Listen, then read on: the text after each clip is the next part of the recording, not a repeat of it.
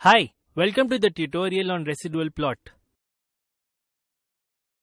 By the end of this topic, you will be able to plot residual plot for a regression model, compare two models by looking at the residual plots.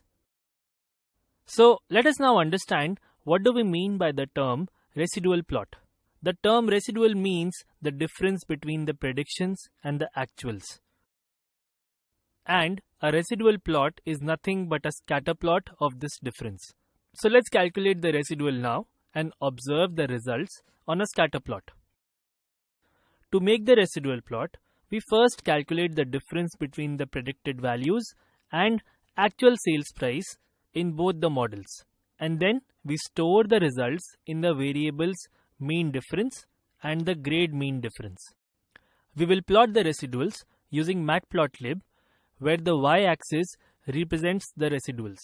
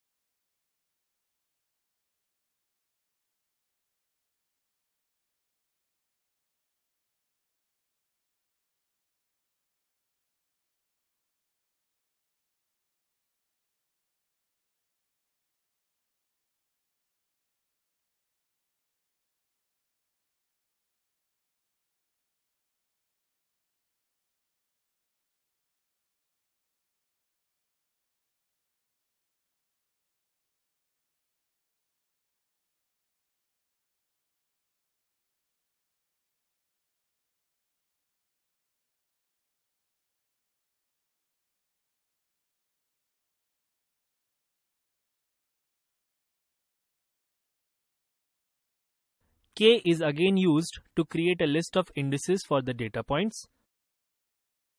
L here is a list of zeros which will represent the residual of a perfect model where predictions are exactly the same as actuals, and in such case the residuals would be 0.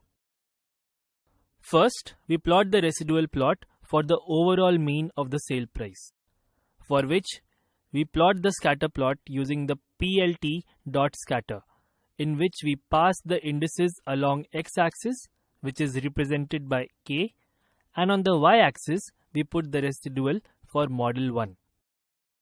In the second plot, we plot the mean housing sale price with respect to the overall grade. Therefore, we again pass the indices as k, and for the y-axis we pass the residual for model 2.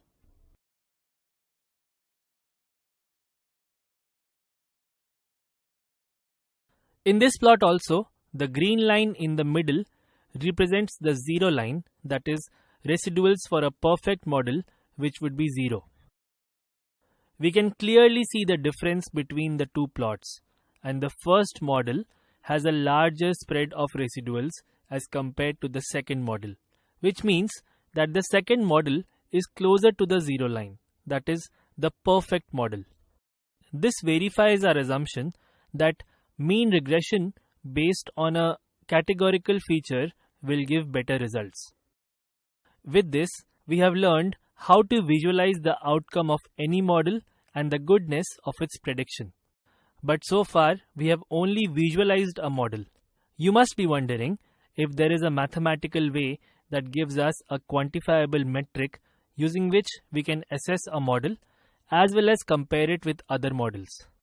Yes, there is, and we will find out about the same in the next tutorial.